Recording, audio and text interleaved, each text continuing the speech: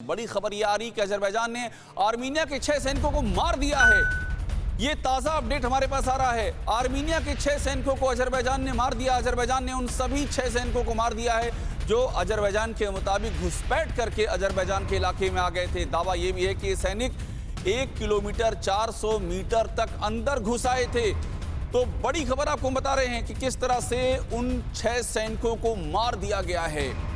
रणंजय, ये जो अब बात सामने आ रही कि 6 सैनिकों को मार दिया गया है, अभी अक्टूबर के महीने में, अक्टूबर और नवंबर के बीच में पिछले साल जो ज़बरदस्त वहाँ पर लड़ाई हुई है, हम ग्राउंड ज़ीरो पर मौजूद थे और हमने देखा है कि हालात कितने भयावह थे। अब ये जो डेवलपमेंट हुआ है रणंजय, इसका क्या आप आने वाले समय में इसका क्या दूरगामी असर आप देखते हैं? नमस्कार अभिषेक जी। आपने जो कराबाख को कवर किया था, उस वक्त आपने बिल्कुल देखा होगा कि कराबाख का जो एक बफर जोन था, उस युद्ध के बाद आर्मेनिया ने एक ट्रीटी साइन की रशिया के साथ और अजरबैजान के साथ कि उन्होंने बफर जोन जिसको कहते थे उसको उन्होंने हैंड ओवर कर दिया बेसिकली अजरबैजान को। तो जिसको बफर जोन ये आर्मेनिया कहते थे, वो इनका सिक्योरिटी एक बफर था। अब क्या हो गया, उसको उन्होंने जब हैंड ओवर कर दिया तो अब जो मामला आ चुका है वो आपके इधर गेगारकुनिक रीजन, जहाँ पे ये अभी 6 सैनिकों को कैप्चर किया है और मार दिया। ये गेगारकुनिक रीजन की कहानी है, जो उधर से हाईवे गुजरती है, ठीक है, आर्मेनिया की इंटरनेशनल हाईवे गुजरती है और सारा खेल उस हाईवे को कैप्चर करने का है, जो अजरबैजान चाहता है कि वो उसके कब्जे में आ जाए। रंजय, एक बात और बताइए, एक बात आपको रोक रहा हूं जानने के लिए, ये जो स्यूनिक के पास में जो रशियन फौज तैनात की गई थी और उसका मकसद ये था कि इन दोनों ही मुल्कों में टकराहट ना होने पाए, तो रशियन फौज का क्या रुख है, वो कहां पर है, उनकी पोजीशनिंग क्या है आज की तारीख में?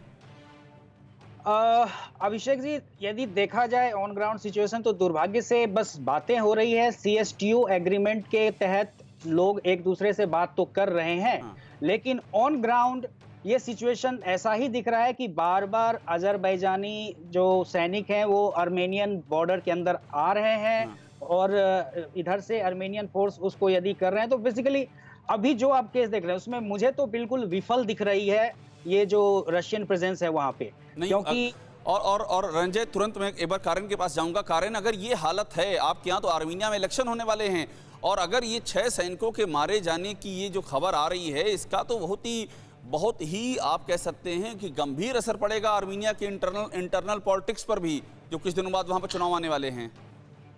जी बिल्कुल। अभी इलेक्शन हम लोग का 20 तारीख को होने वाला है, 20 जून को।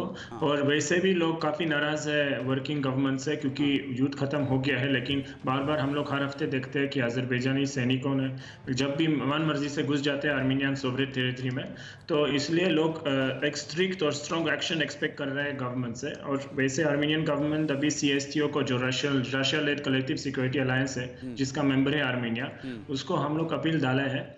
और आज ही मेजोरिटी लीडर पार्लियामेंट ने यह बयान दिया था कि हम लोग खुश नहीं है उस ऑर्गेनाइजेशन का वर्किंग सिस्टम से, क्योंकि स्ट्रिक्टली ये लोग ये बात नहीं बोलते कि अजरबैजान को वापस जाना पड़ेगा। बिल्कुल, कारेन बने रहिएगा। फिक्र आपकी, सोमवार से शुक्रवार रात 9 बजे सिर्फ TV9 भारतवर्ष पर।